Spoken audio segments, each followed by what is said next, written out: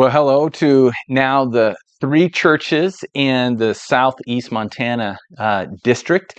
And I wanted to start off by saying this last month, April, that we just finished was really busy for me. Went to a couple different conferences, both of them out west. And I ended up doing, I think, about 2,500 miles on my vehicle. I went out to Camp Mivadin, which is just north of Coeur d'Alene, and then I was over in Portland for another conference that I got back from just last week. And also while I was in Portland, I thought, you know what? There is no way that I'm going to get this close to the West Coast and not go to the ocean. The last time I was on the Oregon coast was with my brother, probably, I think, in 95.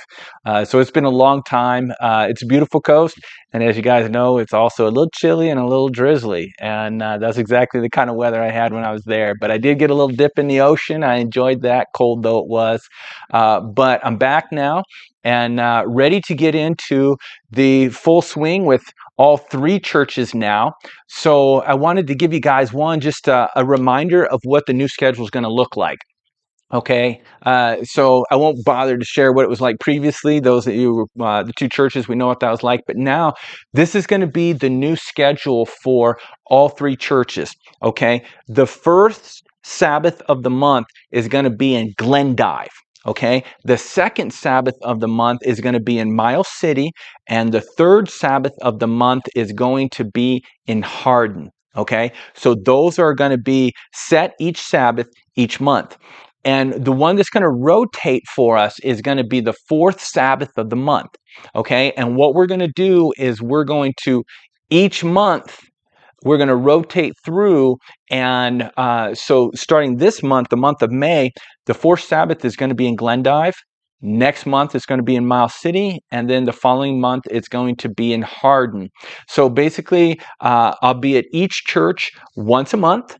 And then once every 3 months, 3 months, plural, then we'll have, I'll be at any of the churches respectively twice in a month, every third month. Okay, so that's what our new schedule is going to look like. If there is a fifth Sabbath, we've always kept the fifth Sabbath to be kind of what we call a free or a rotating Sabbath. And so that fifth Sabbath is going to remain a free or rotating Sabbath.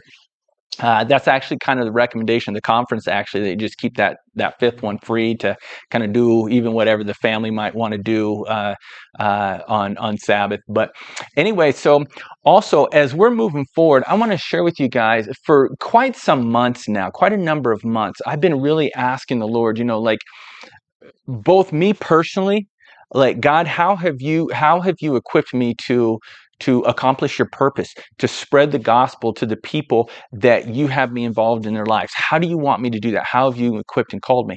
And then also a second question that I've been really praying about a lot over these recent months is, how has God called each one of the local churches, Glendive, Miles City, Hardin? How does God want each one of these churches to reach into the communities that they're in to share the gospel? And when I say the gospel, we're talking about, not just the gospel of Christ crucified. That's the very core. That's the very heart of the gospel. But also, what is also the gospel, the good news that Jesus is coming back soon. And that the things, we see what's going on in this world. I'm not going to spend any time belaboring it. But the things of this world are going to end soon. And Jesus wants us to actively let people know that through the evidences that we have in Scripture and the evidences that God is working in our life, to go out and take that gospel, to take that good news to the communities around us. How has He equipped us to do that? I've been praying, I've been asking the Lord, and I know I've said this a number of times, and I'd like to say it again. I really don't want to come up with my own ideas. I don't want our church boards to come up with their own ideas. My desire, my longing is to know, God, what are you calling me to do? What are you, Lord, calling me to do? Not what do I want to do? What do I think is a great idea? Or maybe we could try this or that or whatever. Maybe this program will work. But God, what do you want me to do? And then the same prayer for the churches. And so I want to ask you guys, I'm going to ask you two questions, and I'm asking you guys, please, I want you guys to engage these questions.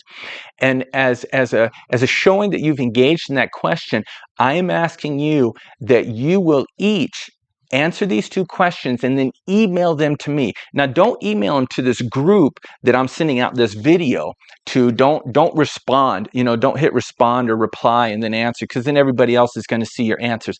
I want you to individually answer the questions and then send them specifically to me.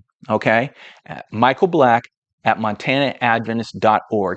Send your answers specifically to me. What I want to do is I want to kind of start hearing from you guys just through this right now, and I hope we'll turn this into maybe some church business meetings where we have this discussion more openly. But I really want to start hearing from you guys. How do you see our churches, and how do you see yourself individually? So I did some great, what do I want to say, props here so that you guys can see. So here's the first question, okay? How do you believe God has called and or equipped you to fulfill the Great Commission? Okay, how has God personally called or equipped you to fulfill the Great Commission? Please answer that question in an email back to me. Second question is like it, but a little broader. More of my great props again. How do you believe God has called and or equipped your local church to fulfill the Great Commission? All right. Glendive already knows this. The sermon that I did this last Sabbath was on the Great Commission, as we saw in the Gospels. Miles City and Hardin, you guys will, of course, get that message soon. So I'm really focusing in on this. I want to know, how has God equipped us? And I want to hear from you on what you believe God has called you personally to do, how that fits into the local church, and how you believe God has called the local church. So again, guys, please get me that email. I look forward to hearing your guys' answers, and look forward to moving forward with our new schedule with Hardin on board. God bless you guys, and we'll see y'all in I guess the next Sabbath I see you. God bless. And also, just one more thing, little side note.